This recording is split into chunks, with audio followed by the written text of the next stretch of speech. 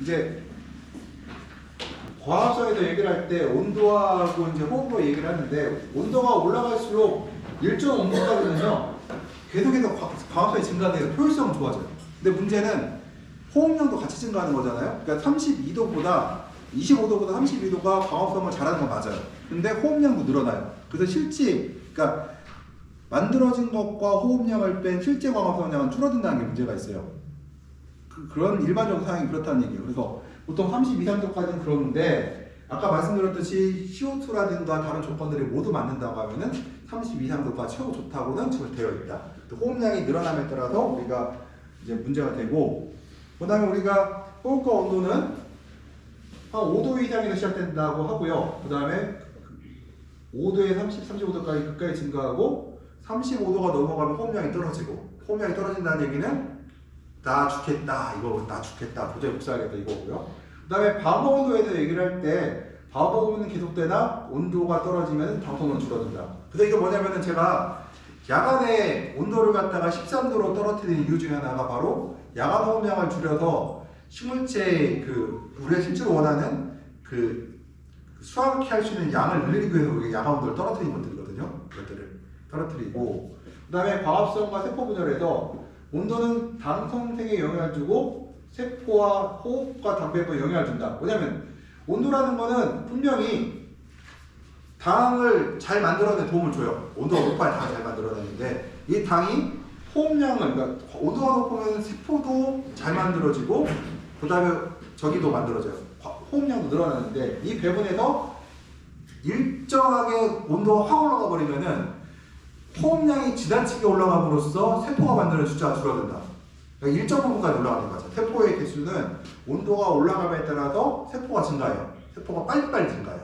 그러나 이게 꺾이게 되면은 오히려 떨어지는데 그거는 광량화 비례예요. 그래서 RTR 값이라는 게 있죠. 광과 온도의 비율을 얘기할 때 그 비율이 바로 이 비율이에요. 일정 비율이 온도와 광의 비율이 있는데 이 비율이 일정할 때, 예를 들어서 광이 1800줄인데 온도가 20도야. 그러면 이 균형에서 얘기할 때 우리가 일반적으로 호흡이 1, 20, 식물 드라이, 흔히 말해서 건물증을 만드는데 8, 90을 쓴다고 본다고 하면은 이 비율이 깨져서 만약에 1800줄에서 30도가 돼버린다. 이렇게 되면은 거꾸로 호흡이 4, 50이 돼버리고 건물증을 만드는 게 4, 50이 돼요. 그러면은 어떤 일이 발생하느냐? 바로 약해지죠. 왜냐? 성장 속도라는 거랑 또 달라요. 성장 속도는 뭐예요? 키가 크는 거는 온도에서 크잖아요. 컸는데 건물증은 작아. 그럼 이게 뭐예요? 바로 도장이죠. 근데 이럴 수도 있어요. 32도씨에서 1000ppm의 광량 700을 넣어서 광합성량이 최대다. 이런 어떻게 발생하는지 이때는 광합성을 많이 했어. 그러면 호흡도 많고 키도 빨리 크죠. 키도 빨리 크는데 이 건물증, 그러니까 흔히 말해서 광합성한 양이 많기 때문에 키가 빨리 크는 대신에 대도 두껍고 똑같이 두꺼워져요. 대도 일정 두께가 유지되면 세력이 유지되면서 키가 빨리 커요. 그 얘기는 생산성을 올리는데 어떤 역할을 해요? 드라마틱하게 올라가겠죠. 왜냐면은 토마토는 화방 곱하기 과일의 개수 곱하기 과일의 평균 무게가 뭐예요? 생산량이죠. 오이는 뭐예요? 마디 개수가 바로 과일이 달려있는 개수잖아요.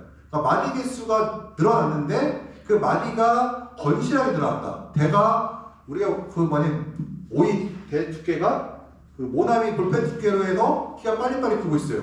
이건 굉장히 좋은 증상이죠.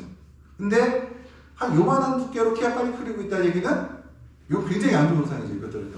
그러니까 우리가 이 RTL이라는 개념이 뭐냐면은 성장 속도를 조절하는, 성장 속도가 빠른 건 좋다 이거예요. 단 건물증이 충분히 광합성을 한 조건에서 성장 속도가 빠른 거는 매우 좋은 현상인데 건물증이, 그러니까 광합성을 별로 안 한 상태에서 성장 속도가 빠른 거는 굉장히 안 좋은 현상이라는 거예요. 이것들이요. 그래서 성장 속도를 조절하기 위해서 우리가 제일 중요한 게 온실 통제할 때 뭐냐? 온도와 광의 비율을 조정한다. 온도와 광의 비율을 조정했다면은 과일을 갖고 잎의 개수를 갖고 조절한다. 그래도 안 되면은 우리가 다른 방법도 쓰죠. 그 다음에 또 쉬운 방법이 또 하나 있어요. 그 다음에 근권이슬 조여서 스트레스를 주기도 하고 여러 가지 부차적으로 하는데 제일 중요한 건 뭐예요? 광과 온도의 조건이지. 요거를 맞춰서 우리가 나머지는 구조 조정한다. 근데 결론은 광과 온도예요. 제일 항상 여기서도 광과 온도고 광과 온도고 모든 것은 광과 온도가 중요하고요. 그 다음에 이제 순수광합성이라는 이거 있죠. 제가 여기 보시게 되면은 순광합성이라는 거는 실제로 광합성은 이만큼 했는데 호흡량이 늘어나 버리면 어떻게 돼요? 광합성을 이게 호흡이에요. 광합성량이고 이게 실제로 한 20도씨 이렇게 올라가면 광합성을 많이 했어요. 근데 호흡량이 늘어나 버리면 안 된다는 얘기죠. 근데 거꾸로 광합성을 광이 없어갖고 지금 이렇게 하고 있어요. 그러니까 겨울철이겠죠? 이렇게 하고 있는데 광합성이 이렇게 돼 있어요. 이렇게. 근데 광합성을 되게 이렇게 하고 있는데 온도가 이렇게 올라가 버리면 어떻게 돼요? 호흡량이 광합성을 침에 넣어버리면 식물치 죽어요. 서서히 죽어요. 가끔 이제 우리 애엄마가 내가 가르쳤더니 뭐라고 하던데 이 얘기 들어보세요.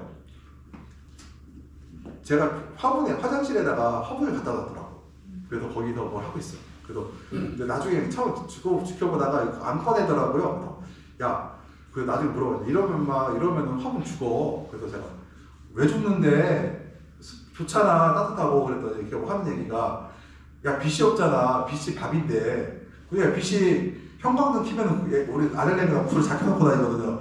제가 맨날 불 켜놓고 다니니까 충분하지 않아. 그러길래 야, 저거는 광합성을 못하는 빛이야. 너무 약해갖고. 그럼 온도만 있고 광이 없으니 얘가 어떻게 되겠냐. 겉은 멀쩡해 보여도 뿌리에 저장된 양분을 야간야간 갈가면서 지금 서서히 죽어가고 있는 상태야. 되는 거예요. 마찬가지로 온도만 높여버리고 광이 없는 상태가 유지되면은 자기 몸에 있는 양분을 자금자금 저하하면서 죽어가고 있고, 더 중요한 거는 온도가 높으니까 키는 크고 있어요. 키는 크고 있다는 얘기예요. 그래서 제가 이 온도하고 광을 항상 같이 입력을 했는데, 그래서 제가 저기 보온다격 커튼을 쓰신 분들한테 주의하는 것 중에 하나가 여름을 농사지는 건 좋다 이거예요. 근데 부직포는 보온다격을 사용은 하되 일단은 외부에다가 차광망이나 차광망을 설치해서 사용하시고 내 온실 내부 온도가 35도씩 올라가면은 그때만 써라 이거예요. 온실 온도가 28도, 32도인데 절대 쓰지 말고, 그때는 차광망을 씌웠는데 온실 내부가 32도야. 그냥 놔둬요 그냥. 근데 차광망을 씌웠는데 내부 온도가 35도가 넘어가. 그때는 광을 없더라도 일단은 버텨야 되니까 일단은 그때 사용이 돼요. 그러니까 광과 온도가 같이 올라갔을 때 상관없다는 얘기예요. 예를 들어서 광이 500W가 들어있는데 온도가 32도야. No problem. 근데 광은 지금 100밖에 안 들어오고 있는데 32도야. 이거는 문제라는 거예요. 그래서 보온다격 하신 분들한테 사실 제가 주의 쪽을 얘기할 때 다 좋은데 여름에는 웬만하면은 밖에다 씌워라 하다가 씌워놓고 진짜 더울 때만 사용해라. 그래서 광과 온도가 있는데 이건 35도가 넘어갔다는 얘기는 그거예요. 식물이 살 수 없는 온도다 이거는. 이게 잠깐은 햇빛도 안 들어왔는데 그때 이미 35도가 넘어가면 식물이 나 죽겠어 하고 상황이라 그때는 덮어도 되는데 32, 3도도 광합성 잘하거든요. 어정분 해요. 지가 충분히 광만 들어오면 버틸 수 있어요. 그 다음에 제가 똑같은 얘기인데 이거는 계속 반복되는 얘기라 제가 넘어가고, 광합성과 CO2가 얘기를 할 때 이것도 마찬가지로 광도권이 좋을 때 탄산가스의 효과가 더 좋다는 얘기를 하는 거예요. 그래서 항상 광하고 온도하고 CO2는 나중 문제예요. 계속 말씀드리지만. 그래서 광과 온도가 맞고 그런 온실에서 CO2를 넣어야 되는데 우리나라의 온실의 95% 제가 보고 있는 대부분 온실은 온도 조건도 안 맞고 광도 별로고, 그래서 CO2 넣어봐야 별 도움도 안 되고. 그러니까 넣으면 도움은 되지만 타산 가격이 너무 올랐기 때문에 그게 과연 도움이 될까 걱정되고, 그 돈 있으면 차라리 좀 더 온도에 신경 쓰는 게 나을 것 같고. 저희가 이제 CO2 농도를 얘기할 때 볼게요. 이제 이거예요. 광이 많을 때는 이거 똑같은 얘기죠. 탄산가 높게 도 광이 없을 때 낮게 도라는 얘기 하는 거고요. 역시 이것도 똑같이로 좋은 조건일 때는 흡수를 잘하고 나쁜 조건은 흡수를 못한다는 것들을 얘기하는 거고요. 그다음 광합 저희서 지금 이제 보통 우리가 이제 채소 작물을 할 때 보통 우리 보면요 20도 이상으로 온도를 올리는 것은 광합성에 일정 도움이 되지 않는다 이렇게 하고, 그러나 20도 이상 온도 사용할 때 조정하는 다른 주장도 있다 이렇게 하는데요. 태토장구를 할 때 옛날에는 뭐 18도, 20도 얘기하다가 뭐 23도를 얘기를 했어요. 근데 지금 새로운 이론이 30도까지 넘어가 된다고 돼 있죠. 그렇지만 이제 볼게요. 일단은 이 온도와 광에 대해서 얘기를 할 때 저희가 이제 요거는 너무 길으니까 다 따야 될 건데 이렇게 들을 수가 있어요. 내가 정식을 했어요. 정식을 했어. 그러면은 정식을 하면 우리가 먼저 뿌리를 발달시켜야 될 거 아니에요? 그 다음에 잎을 좀 크게 만들어야 되죠. 일반적으로. 그러면은 잎과 뿌리는 영양생식이에요? 생식생리학이에요? 한마디로 지금 모두 뭐 하는 거 그래요? 이 얘기들 다. 영양의 생식이에요? 잎과 뿌리는 영양기관이죠. 생식기관이 아니죠. 영양기관이에요. 그럼 영양기관과 생식자가 얘기할 때 온도의 편차를 똑같이 20도예요. 하나는 주간 온도 22도, 야간 온도 18도예요. 그럼 똑같이 20도죠. 하나는 야간 온도 15도, 주간 온도 25도예요. 그럼 얘 똑같이 20도죠. 성장의 속도는 어때요? 온도로 보니까 똑같죠. 성장 속도는 똑같아요. 그런데 여기서 온도의 편차가 작을수록 영양기관에 양분을 많이 주고요. 온도 편차가 클수록 생식기관에 양분을 많이 줘요. 그러면은 영양기관은 뭐예요? 잎과 뿌리의 영양기관이죠. 온도 편차를 작게 줬다는 얘기는 뭐예요? 잎과 뿌리에 양분이 더 많이 가고 있고 광합성 양분이 온도 편차를 벌릴수록 어떻게 돼요? 잎과 뿌리보다 새로운 꽃을 만들어내는데 양분을 소모한다는 얘기예요. 그러면은 정식 초기 어떻게 하는 게 좋아요? 온도 편차를 줄여주는 게 좋겠죠. 그리고 후기로 가면 어떻게 돼요? 과체로 해서 좀 크게 벌려나가기 시작하죠. 우리가 이제 영양생식에서 생식으로 변화할 때는 온도를 좀 벌리기 시작해요. 야간 온도를 좀 떨어뜨리고 중간을 올리면서 벌리기 시작해요. 그러다가 너무 생식으로 가면 어떻게 해요? 다시 수를 줄였다가 벌렸다 줄였다 반복을 해요. 이것도 광과 온도죠. 광과 온도. 이것도 역시 다 광과 온도예요. 아주 이론적으로 간단해요. 근데 우리가 뭘 알아야 돼요? 얘가 영양으로 가고 있는지 생식으로 갈 수 있는지 확인할 수 있어야 돼요. 내가 어떤 작물을 키우든지 과체를 키울 때 딸기를 봤는데 야 제가 영양으로 가고 있어. 그래서 다음번 꽃이 잘 안 나올 것 같아. 그러면은 야 벌려서 생식으로 유도를 해야겠다. 반면에 이대로 나면 잎도 작아지고 있고 다음 주면 잎이 더 작아질 것 같아. 그러면은 생식으로 하고 있잖아요. 그럼 어떻게 돼요? 이것차를 줄여서 영양으로 돌려야겠다. 판단해야 될 거 아니에요. 그러니까 머릿속에 영양과 생식은 온도를 벌렸다 줄였다 이것만 반복하면 돼요. 계속 반복만 하면 돼요. 이것이 안 되면 뭐 하면 돼요? 이파리 잘라주면 되고 과일 따주면은 영양생 조절할 수가 있어요. 근데 유럽하고 우리하고 좀 다른 게 또 하나가 있는데 토마토하고 과칠을 좀 다른 게 하나가 있어요. 우리나라는 육묘를 할 때 40공이나 50공에서 육묘를 해요. 그 트레이에서 육묘를 하죠. 뿌리가 작고 식물체는 커요. 그러니까 얘는 뭘로 들어와요? 올 때 뭘로 들어와요? 영양으로 와요? 생식으로 와요? 뿌리가 작아요. 생식으로, 심으면 생식으로 와요. 가만 놔두면. 그런 경향이 있어요. 그래서 우리가 한 열흘이나 보름 있다 꽃이 피게 노력을 해야 돼요. 그런데 유럽 애들은 큐브 육묘라고 있어요.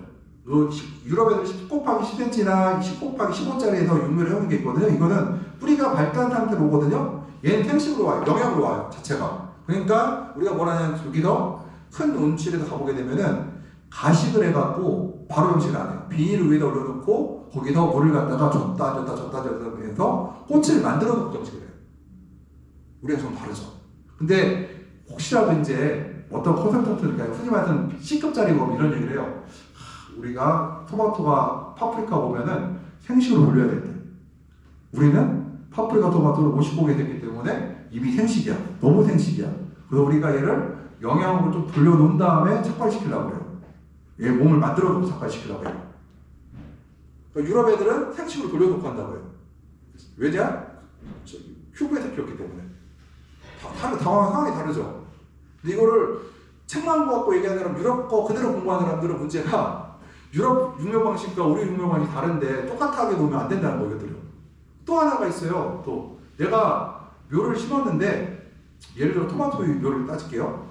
내가 실수가 아니라 내가 뭐 하다 보니까 문제가 있어갖고 못 심어서 묘가 열을 늦게 들어왔어. 그러면 늙은 묘죠. 늙으면 어떻게 돼요? 온도 편차를? 늙었다는 얘기는 생식이에요, 영양이에요? 생식이거든요. 늙으면 무조건 생식이에요. 그러면 우리가 온도를 더 이거 붙여놔야 되지. 이걸 붙여서 관리해야 돼. 이걸 잎만 만들게 요 노력을 해야 돼요. 풀이 빨리 발달을 도구를 해야 돼요. 근데 시골에 가시면 또 어떤 분들이 와서 제가 옆에 농사분이 그런 얘기 하시면 내가 그렇다 하는데 어제 갔더니 어떤 분이 그러시더라고요.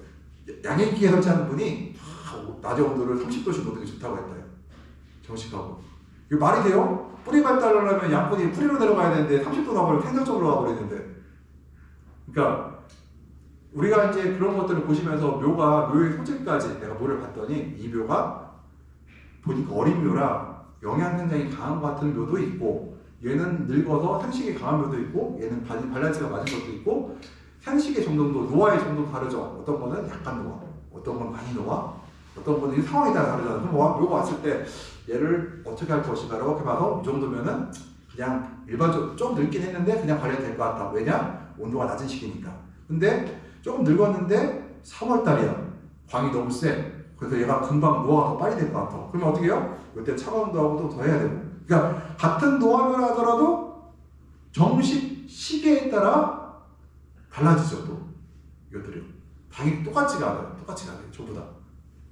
그러니까 이게 내가 이 묘가 늙었냐 안 늙었냐 판단해야 되고 또 환경적인 조건도 내가 이 시기에는 이 정도 늙으면은 괜찮아 할 수도 있고 이 정도 시기에 이러면 식으면은 그러니까 이라방도 지금 나오려고 하는데 이하방도 빨리 나올 거야. 그러면은 이걸 어떡하지? 파방을 꺾을까? 아니면은 파방을 꺾지 않고 온도를 어떻게 떨어뜨려 볼까? 고민할 수가 있어. 그래서 내가 온도를 떨어질 수 있으면은 한번 온도를 떨어뜨려 봐야지. 나는 근데 정밀하게 관리하기도 싫고 나는 너무 귀찮아. 그러면 이라방 나오는 거 전부 꺾고 심을 거야. 분명 그럴 수도 있죠. 편하게 넘어지려면. 근데 어떤 사람은 시기로 봤을 때 정밀하게 제어하면 이라방 먹을 수도 있을 것 같아. 그러면은 거기 달라붙어갖고 정밀하게 관리를 하면서 따라올 수도 있죠. 그러니까 사람 환경에 따라 다를 수도 있어요. 나는 모험하기 싫어. 난 귀찮고 그냥 안전방으로 갈 거야. 그러면 꺾어버려. 근데 나는 꼼꼼하고 내 온실에 설비도 가능하고 그리고 난 시간이 많아서 온실에 자주 들어붙을 수 있어. 그러면은 꼼꼼하게 관리하면서 이라방 먹을 수 있다는 얘기죠. 이거 사람의 환경에 따라 다를 수도 있고 나는 안전성을 좋아하는 사람, 나는 생산성을 중요하는 사람 있잖아요. 그러면은 안전성을 중요하는 것도 있어요. 안전과 세상이 있는데 어떤 사람은 아주 공격적인 사람이 있고 어떤 사람은 아주 보수적인 사람이 있고 어떤 사람은 욕있는 사람도 있잖아요. 그러면 그 성격에 따라도 달라질 수 있다는 거예요. 그래서 옆집 사람이 사는 거랑 나랑은 전혀 다를 수가 그러니까 너무 다르잖아요. 그래서 세상에 똑같은 건 한 개도 없어요. 그래서 그래서 품종도 또 다르잖아요. 어떤 품종은 생식이 잘 오긴 하는데 생식했다가 영양으로 금방 가는 것들도 있어요. 그런 품종도 있고 어떤 거는 영양 굉장히 강한데 한 번 생식으로 가면은 영양으로 잘 안 가는 품종도 있어요. 그런 거는 품종 특성에 따라서 자기가 확인해가면서 이제 조정을 해야 되는 거죠. 이것들도. 그래서 모든 것이 다 똑같지가 않아서 이것을 얘기하고 그 다음에 우리가 난방 파이프 이제 증단자료 얘기를 할 때 맑은 날하고 흐린 날이죠. 맑은 날 같은 경우는 이제 파이프가 꺼진 상태에서 부패 증단하는 거고, 그 다음에 이제 흐린 날 같은 경우는 이제 난방 파이프 열이 공급돼 갖고 증산이 되는 것들 얘기하는 거고요. 그다음에 이거는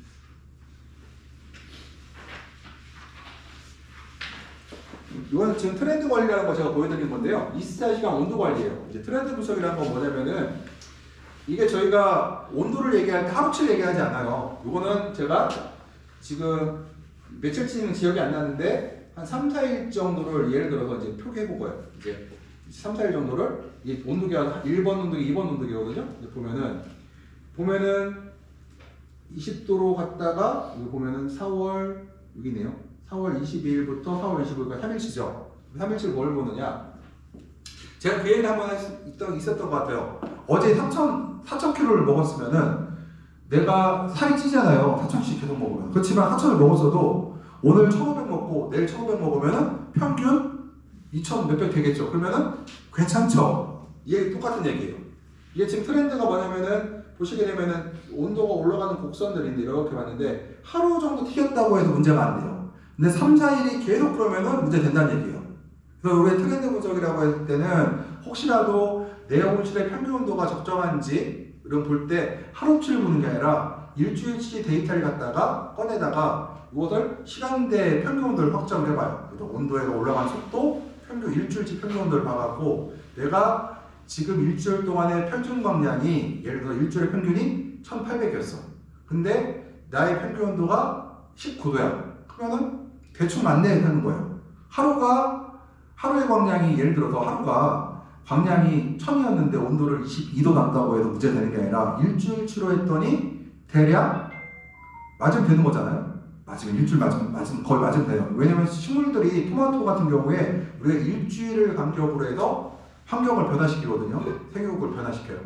오이 같은 경우는 3일이고요. 왜 오이가 3일인 줄 아세요? 오이가 생육이 훨씬 빨라요. 속도가. 토마토는 일주일 정도 한 번씩 하고 파프리카는 2주에 한 번이에요. 파프리카가 더 늦어요. 속도가 제일 늦은 게 파프리카, 토마토, 오이 수준인데 파프리카가 그래도 어떤 면은 온도만 유지를 잘할 수 있다면 파프리카 쉬워요. 농사 짓기가. 왜냐면은 우리 환경제약업한테 값을 주는 게 2주에 한 번만 값을 바꿔야 되는데 토마토는 거의 일주일에 한 번씩 건드려야 되거든요. 그러면 우리가 트렌드 분석이라 해서 보통 24시간에서 72시간을 우리가 관리를 한다는 거. 트렌드 분석 통해서 엑셀로 돌려요. 그 다음에 토마토의 온도 변화인데 보게 되면은 볼게요. 어떤 차이냐? 얘가 10도, 15도, 20도예요. 어때요? 온도에 따라 10은 너무 좋은 얘기긴 하죠. 15도, 20도. 평균 온도요. 같은 날 똑같은 묘를 했는데 속도가 다르죠. 온도에 따라서 같은 광량 아래에서도 이거는 도광등 아래에서 똑같이 인공 챔버 안에서 키웠기 때문에 온도에 따라서 이 피드 속도가 확연히 달라져요. 이거 보시게 되면 온도다 이거예요. 광이 아니라 광은 똑같이 받았어요. 챔버 안에서. 이게 수박도 마찬가지고 온도에 따라서 생육이 달라지는 걸 볼 수가 있어요. 이거는 이제 쭉 하고 수박 정상묘 저온장애 묘하고요. 온도에 의해서 보게 되면은 지금 요 증상들을 보이게 되면 영양 저온장애라고 하거든요. 저온장애들. 이 저온장애를 받았는데 저온장애와 영양비의 증상이 똑같이 나와요. 보면 아랫입이 영양비 나오죠. 이거 왜 나왔을까요? 양분을 흡수 못해서 그래요. 저온밖에. 그러니까 이 저온장애라는 거는 우리 양분의 결핍을 얘기할 때 우리가 흔히 말하는 수경재배를 얘기할 때는 이 양분의 결핍 문제를 환경의 문제로 보셔야 돼요. 배지가 양분 자체에서 뭘 찾으면 안 된다는 거예요. 수경재배뿐만 아니라 토경에도 마찬가지예요. 왜냐하면 토경에서도 워낙 이제 우리가 생각할 때 비료값이 비싸다고 하지만 비료값은 다른 재료에 비해 싸요. 묘값이라든가 인건비나 난방비에 비해서 농약에 비해서 훨씬 싸요. 비료값. 흔히 말하는 물비료 말고요. 흔히 말하는 이 포대비료 같은 경우 굉장히 싸거든요. 그러면 우리가 양분의 결핍이라는 것이 사실 양분에 의해서 발생할 일은 없어요. 우리가 이런 저온이라든가 이런 문제들, 특히 수경재배에서 저희가 보면은 철결핍 증상이 나오잖아요. 철결핍을 나올 때 제가 관찰한 바에 제가 컨설팅을 한 결과에 보면은 첫 번째가 제일 많이 나오는 게 문 입구에 나와요. 입구가 왜 나올까 여기가? 찬바람 맞으니까. 문 열 때 들어갈 때 찬바람 맞잖아요. 그 앞에서 나와요. 그 다음에 나오는데 저 모서리 쫙 끄트머리. 왜 거기에 차가울까요? 차가우니까. 그 다음에 또 하나가 배수가 잘 안 되는 배제 나와요. 배수가 안 된다는 얘기는 뭐예요? 습하다는 얘기죠. 습하다는 얘기는 뭐예요? 뿌리 발달이 잘 안 된다는 얘기예요. 뿌리 발달이 안 될 경우에 철결핍이 오더라는 얘기예요. 물론 pH가 오는 경우는 전체적으로 발생하는데 그렇게 온도나 지하부의 수분 문제가 있는 데서는 부분적으로 배제이 추운데 또는 배수가 잘 안 되는 구역에서 이런 결핍 증상이 나온다는 거예요. 그래서 우리가 이런 온실에서 키울 때는 우리가 양분의 결핍을 문제를 그러면 이런 게 나오면 뭐 풀어야 돼요? 염화살포 하면 안 되겠죠. 뭐 해야 돼요? 온도를 높여주고 배수가 안 되는 배지는 어떻게 해요? 배수구를 더 크게 만들어주고 온도가 찬바람 맞는 데는 뭐 그냥 놔도 돼요. 그까지 몇 폭이 뭐 그냥 되고 귀찮으면 보기 싫으면은 뭐 대책을 세워야 되는데 뭐 잘 하시면 되는데 그건 자기가 바람 맞게 잘 관리하시면 되는데 그거 한두 폭이 뭐 몇 폭이 그렇다고 해서 내가 만 폭이 심어놨는데 한 세 폭이 장애 받았다고 뭐 크게 문제 되진 않으니까 넘어갈 수도 있는 거고 동네 사람들이 보면서 뭐 얘기하면은 이렇게 듣고 이렇게 통과해도 되고 그건 알아서 하시면 되는 거고 하여튼 저희가 봤을 때 제가 천장에 다녀보면은 그렇다는 거. 그 다음에 온도에 보면은 이게 고온 피해. 이게 왜 이렇게 이파리가 이렇게 오그라들었을까 이렇게? 고온인데 햇빛도 세. 그럼 얘가 물을 많이 뺏길 거 아니에요. 물을 안 뺏기려고 이렇게 오그라뜨린 거 지가. 그럼 이런 경우다 어떻게 돼요? 샤공에서 덮어버려야 되겠죠. 그 다음에 이렇게 비닐 같은 거 보시죠. 여기 화상 입었거든요. 이 과체로 해서 특히 오이는 상관없어요. 토마토나 파프리카 같은 경우는 착화되고 수확하는데 오래 걸려요. 그러면 이 비닐이라든가 파이프에 닿게 되면 그 부분이 고온의 피해를 받아갖고 화상 있는 경우가 있어요. 그래서 특히 내가 온실이 낮은 사람들 있죠. 낮아 수경재를 하는데 단독 온실이야. 내 바닥에 깔아야 돼. 그때는 밑에 줄기지대를 설치하셔갖고 과일이 최대한 바닥에 들박게 하셔야 이런 화상을 맞을 수 있어요. 이게 오이는 수확을 바로바로 하니까 이런 문제가 생기는데 토마토는 수확 기간이 길거든요. 50에서 뭐 몇 개월 같은 경우는 90일, 60일, 80일 걸리니까 이런 탄소 증산이 발생하더라는 거죠. 그 다음에 이런 것들도 보면은 이게 온도가 너무 높을 때 햇빛을 많이 보게 되면은 착색 불량화가 온도에 의해서 식물체가 과일이 있는 기능이 파괴되기도 하고 또 내게도 받아요. 이게 이건 왜 내게냐? 결로가 생기잖아요, 과일에. 결로가 생기면은 저온장애를 받아요. 근데 농약방 가면 뭐라고 하냐면 이제 뭐 결핍이라고 뭐 뿌리라고 하고 그 다음에 뭐 아미노산 뿌리라고 하고 뭐 이러죠. 다 소용없어요. 아미노산 뿌리면은 더 심해져요. 이런 거. 왜 더 심해질까요? 얘가 결로 생겨서 결로가 생기면 왜 냉해를 맞냐면요. 물이 12도 물 결로도 맞으면 차가워요, 안 차가워요? 차갑죠. 물 15도와 공기 15도는 달라요. 사람도 저기 어디요? 15도 물에 두면은 1시간도 안 돼도 죽어요. 근데 공기 15도 나면 어때요? 춥지만 살죠. 근데 참지만 버텨요. 1시간 충분히 살죠. 과일들은 마찬가지예요. 여기 물방울에 탁 맺혀버리면은 체온이 올라가지 않고 저온 받게 되죠. 그러면 장애를 받아요. 그럼 익지가 않아, 과일이. 이게 보시게 되면은 이제 보강등하고 이건 보강등하고 전조등 차이인데요. 얘하고 무슨 차이가 있을까요? 이게 전조등, 얘 보강등. 이 전조등하고 보강등 차이가 우리가 과체류 재배에서는 우리가 거의 이걸 쓰지 않아요. 요것만 쓰지. 근데 얘하고 얘 차는 얘는 킬로와트 등이 600에서 1kW 등이고 얘는 웨다트 30W, 50W 등. 전조등은 뭐냐면은 일조를 조정하면 일장을 조정함으로써 꽃을 피게 만드는 게 전조등이고 화훼에 사용하죠 주로. 우리가 보강등이라는 거는 과일을 치는 과체류에서 광이 부족한 시기에 수확량을 늘리는 게 보강등인데 얘는 단위가 킬로와트고 얘는 30W다.